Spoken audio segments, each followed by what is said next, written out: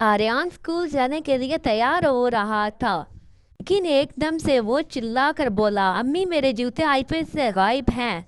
आर्यन, तुम्हारे जूते जादूगर तो नहीं है जो कहीं पर भी चले जाएं। आर्यन ने पूरे कमरे में हलचल मचा दी।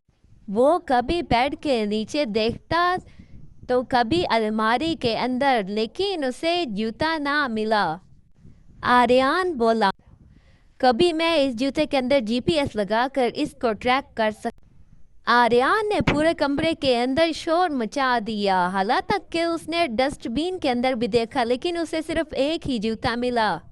आर्यन बोला, दूसरा जूता स्कूल की पिकनिक मनाने के लिए गया। तभी उसका छोटा भाई पीछे से आ जाता है और कहता, देखो देखो मैं आर्यन बन गया, देखो देखो मैं भाई आर्यन बन गया।